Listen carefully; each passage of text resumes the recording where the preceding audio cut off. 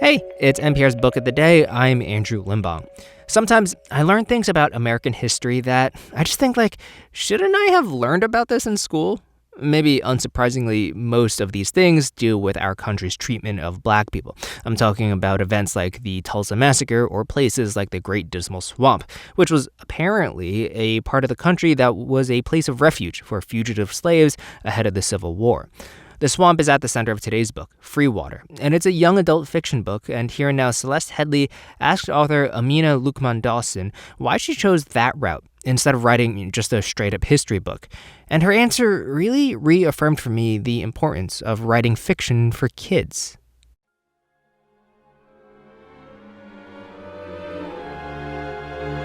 Have you ever heard of the Great Dismal Swamp? At one point, it covered a 1,500-mile stretch from Virginia to North Carolina. Indigenous people used it as a hunting ground and a place to take refuge from European colonists. Later on, fugitive slaves would find freedom and refuge there in what were called maroon colonies. My grandfather, the composer William Grant Still, wrote a piece about the swamp.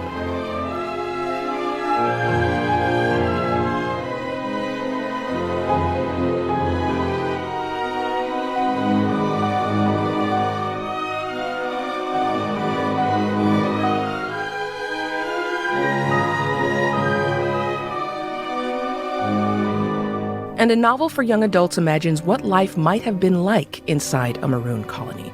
It's called Freewater. The author is Amina Luqman-Dawson, and she joined me via Skype in February to talk about the book. Now, you live in Arlington, Virginia. When did you first hear about the history of the Dismal Swamp? I learned of the Great Dismal Swamp some 7 or 8 years ago, and that was as a result of the research of a wonderful historian by the name of Sylviane Diouf, who did a comprehensive study of the existence of maroons and maroon communities here in the United States of America, in the American South. Now, there were maroon colonies all over the place. You would find them in not just North America, but in Africa as well, in South America. Can you explain what a maroon colony is? Absolutely. These are enslaved Africans, usually, who escaped enslavement and went and sought to live clandestine yet free lives in the wilderness that surrounded them. So let's say if there was a nearby forest or mountainous area, or, as in the case of my story, Freewater, a swamp. And often spoke Creole and had their own societies and remained pretty protected away, which sounds like this is what the society in your book did, created their own sort of universe.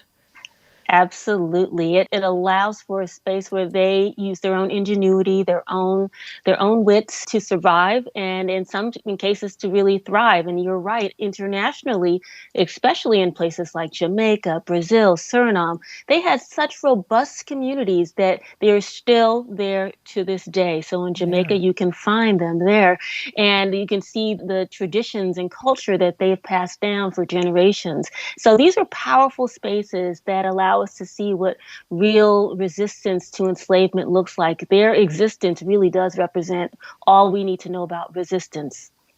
You know, there's a lot about the Great Dismal Swamp that people don't know. I mean, I would imagine your average person doesn't even know it existed, or that at some point thousands of people lived there. Right.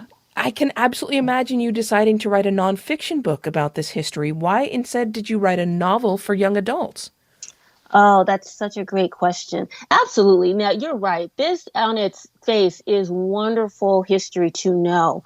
However, I was looking to go beyond that, in that I think that this is also creating a wonderful space for us to have a new conversation about very old topics, including our relationship and how we view the enslavement of African Americans in this country. And traditionally, we've had a lot of pain and, I guess, feelings of hardship that are absolutely relevant, but that awkwardness, that pain, that fear, that's also been a place where we haven't been able to have real connection that we all would like to have with our enslaved ancestors.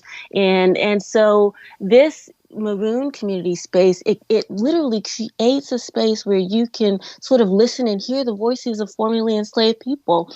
And unlike those places where you were kind of traditionally put in spaces of plantations or the big house or a focus on mistreatment and victimization, instead you are in a world where you're able to kind of breathe and experience the world through formerly enslaved people. And so I thought the use of fiction in this space was wonderful.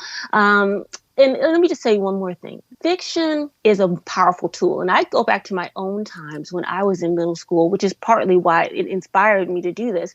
I was struck by stories that had nothing to do with me. For example, the Anne of Green Gables tale. To this day, if you mention the place Prince Edward Island to me, my ears perk up, my heart gets a little warm, and I'm like, oh my goodness, what's going on there? And it's a total involuntary reflex that I have to Anne of Green Gables, to Prince Edward Island. And it's only through a fictional tale. I have no cultural connection to the place. I know nothing other than that I have this feeling.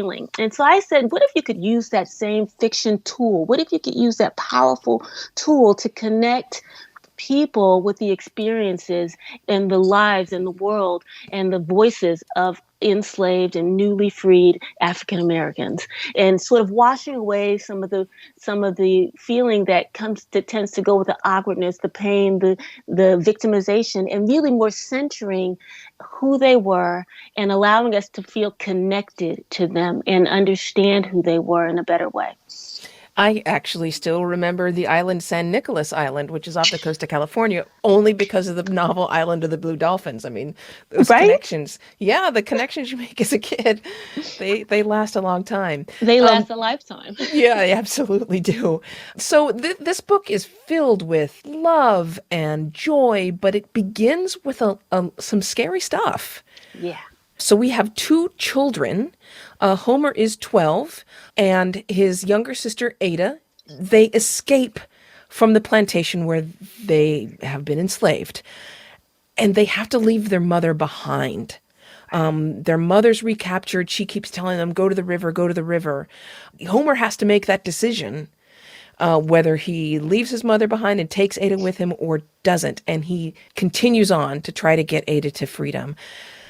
How do you approach something as scary as this for young adults in a way that's not going to be too scary? I mean, it's serious, it's life-threatening, but that can be a really kind of horrifying prospect for a child. That is true. That is true. And I think that part of what I did was allow us to hear particularly this portion of the story through Homer's eyes. And so you're able to kind of hear him navigating through some pretty scary things, but in a way that allows you to feel his own ability to get through them. And so at each point, it's like, well, this is the next step I have to take, and this is how I'm going to take it. And so there's a certain, I think, amount of safety that comes from that voice. And also, too, although scariness is there, it is wrapped in this sense of love and great determination. And what you really end up feeling is his extraordinary affection for his sister, his extraordinary sense of responsibility, and his extraordinary fear himself of just his own surroundings. Not necessarily what could happen to them as much as like, I'm in a swamp. What am I going to do? How am I going to survive? And so these sort of survival instincts kind of pop up and allow us to sort of ride with him in a way that is, yes, you do feel that little prickle in the back of your neck, but in a way that also says, I think this kid is going to be all right. I am very much trying to not give anything away. The incidents that we just described happened in the very beginning of the book. I found it interesting that among the residents of Freewater, and Freewater is the settlement that Homer and Ada find, or actually they're found and brought to in the midst of the swamp, there are not just children who have escaped enslavement. There are also kids that were born there who have never known what it was like to be enslaved. What was the importance of that comparison? it just creates a wonderful environment for sort of new conversations to happen.